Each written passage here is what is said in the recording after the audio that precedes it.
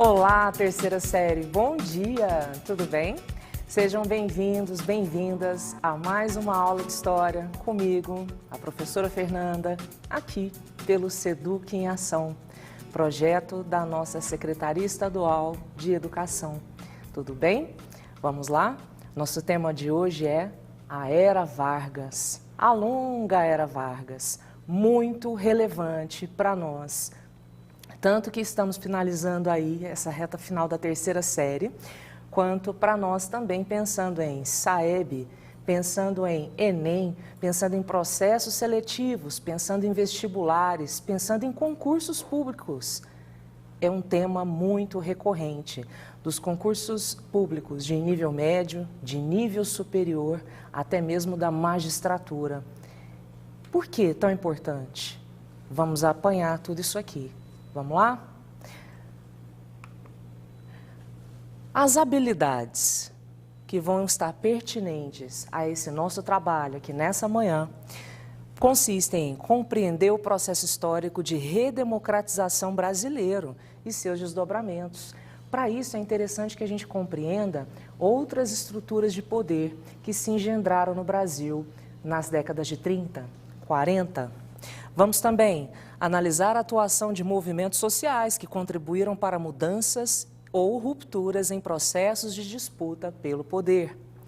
Vamos também identificar o papel dos meios de comunicação na construção da vida social e, nesse caso, principalmente do rádio. Aqui a gente tem um início para começarmos a nossa conversa. Para falar de Vargas, é interessante a gente pensar, foi golpe ou foi revolução? Em outubro de 1930, Vargas disputou eleições com o candidato paulista Júlio Prestes. E nunca confundam com Luiz Carlos Prestes, tá? Na sequência, a gente vai desenrolando do porquê. Enquanto Júlio Prestes representava os interesses das oligarquias, principalmente paulistas, produtores de café, Vargas trazia também uma proposta de representação elitista, entretanto, um pouco mais abrangente. Vargas trazia o apoio dos tenentes, Vargas trazia o apoio da burguesia industrial paulista, Vargas trazia o apoio dos mineiros, Vargas trazia o apoio das oligarquias nordestinas e vinha muito bem representando seu estado, o Rio Grande do Sul. No entanto, Vargas foi derrotado nas urnas e, por conta de toda uma tensão de ordem passional, acreditem, houve então o assassinato do seu candidato a vice, João Pessoa, e acabou servindo como um gatilho para que a Aliança Liberal se engendrasse e desfechasse, portanto, um golpe de Estado, trazendo ao poder Getúlio Vargas. E nesse sentido, nós tivemos então o fim da Primeira República do Brasil e vamos pensar as fases do governo Vargas. A fase do governo provisório, que vai de 1930 ao 1934, posto que ele não foi eleito, seria necessária uma Constituição. A fase do governo constitucional, que foi de 1934 ao 1937, e vamos perceber a fase do Estado Novo, de 1937 ao 1945. Nesse primeiro momento, a gente percebe uma grande tendência a costurar uma nova Constituição. Por outro lado, uma grande pressão por parte dos paulistas, inevitável, tá? Tanto é que quando a gente percebe o desenrolar da década de 30, essas pressões, essas tensões entre o governo Vargas e os paulistas vão se intensificando. Enquanto isso, Vargas vinha delegando poderes aos seus interventores nos estados do Brasil. Por exemplo, no estado de Goiás, vamos ter a presença do Pedro Ludovico Teixeira. Os paulistas tiveram um interventor, vamos dizer, forasteiro, nem pertencia ao contexto das oligarquias paulistas. Isso vai ser gatilho para que os paulistas se levantem contra Getúlio Vargas, exigindo na Revolução Constitucionalista de 1932 a Constituição e a própria saída de Vargas. Foi uma tendência muito forte essa oposição ao governo. No entanto, Vargas conseguiu sufocar essa revolução. Os ânimos foram se acirrando e, finalmente, veio a Constituição de 1934. E nessa tendência da Assembleia Constituinte, Vargas foi eleito presidente da República, dando início ao governo constitucional. É um período tenso, em que você repara aqui nesse cartaz as fardas verdes, os também chamados camisas verdes, a formação do Partido Integralista, a ação integralista no Brasil, uma faceta do fascismo aqui, legalizado e idealizado por Plínio Salgado. Traziam consigo um discurso nacionalista, patriótico, Deus, pátria e família, e vão servir como uma forte base de apoio para o presidente Getúlio Vargas. Por um outro lado, nós vamos ver nesse período também grande oposição ao governo, pensando aí na fundação da ANL, a Aliança Nacional Libertadora, que teve como grandes intelectuais, por exemplo, Carlos Lacerda. Calma, eu falo do Carlos Lacerda na nossa próxima aula sobre Vargas, tem muita informação, tá? Mas o cerne da ANL estava com o capitão Luiz Carlos Prestes e muitíssimo respaldado pela Internacional Comunista e pela União Soviética, pela liderança stalinista, embora ele negasse, havendo uma proposta, então, de tomada de poder por parte dos comunistas no Brasil. Eles se engalfinhavam com os integralistas nas ruas, como se fosse briga de torcida organizada, mas eram dois partidos políticos. E Vargas percebia essa tendência frágil de formação de partidos políticos, da qual ele poderia muito bem se apropriar. Percebem? Avançando, é importante salientar ainda a importância de Olga Benário, esposa de Luiz Carlos Prestes. Era alemã, judia, comunista e foi presa, tá? Torturada, enviada para os campos de concentração na Alemanha e, infelizmente, depois de todo esse sofrimento, acabou deixando seu grande legado para nós, de luta, de conhecimento e todo o arcabouço histórico que ela representa.